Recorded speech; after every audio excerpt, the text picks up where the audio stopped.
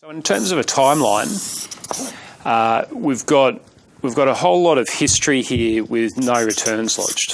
So that's going back literally decades. We've got a 1987 event where there's, if we say it's the house, goes into the wife's name. So stand back there. No returns for many years, up to 1987. So this is all quite ancient history. He's got the house into the wife's name. Now, in around the year 2000, he was about to retire. And in one of the very last matters he was working on, and actually, sorry, there's a footnote here for those train spotters. Cummins actually did do work for the tax office from time to time, so which is just another story itself. But in any event, in about 2000, he was doing a work for a law firm, and the law firm paid his bill, but short paid him to the extent of 48.5 cents. And he wrote back and said, well, hang on a second, I've issued you the $100 bill. You've only paid me $52.50. What's going on? The law firm said this. They said, Mr. Cummins, SC or whatever he was, QC,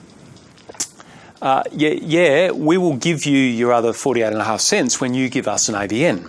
And Mr. Cummins said, what's an ABN? And they said, well, you get those from the tax file number. So he's rung up from the tax office. He's rung up the tax office and then he said, I need one of these ABNs. And they said, oh, okay, yep, that's fine. Give us your TFN. We give you an ABN. And Mr. Cummins has said, well, what's a TFN? I don't know what you're talking about. And I suspect the tax office at that point have routed him back to the investigation division. So, please hold, Mr. Cummins. And by 2002, he was in the middle of an audit because he hadn't paid tax. You don't need a tax file number if you never pay tax, and that was what he had managed to do throughout his entire career. Now, there's a lot of accountants online, no prizes for this one. If you're getting litigated against in 2002, 4 years less from 2002 takes you back to about 1998. 1998 is a long, long, long way after 1987. So the argument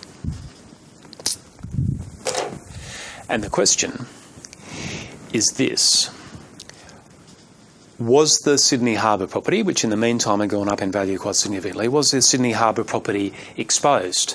Now, Cummins's argument, you would guess, was that no. Outside the clawback period, I'm home and hosed.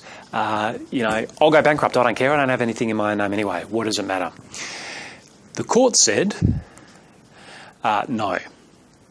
The court said that you need to look at the main purposes that's sitting around the transaction. The mere fact that the assessments hadn't actually issued back in 1987 when the transfers took place, irrelevant. The debt was still there. The fact that the debt hadn't been crystallised or Cummins didn't actually know about it because the taxman hadn't actually found him yet was actually absolutely irrelevant. His purpose at the time of moving the family home was absolutely to defeat creditors, and therefore the whole transaction could be unwound.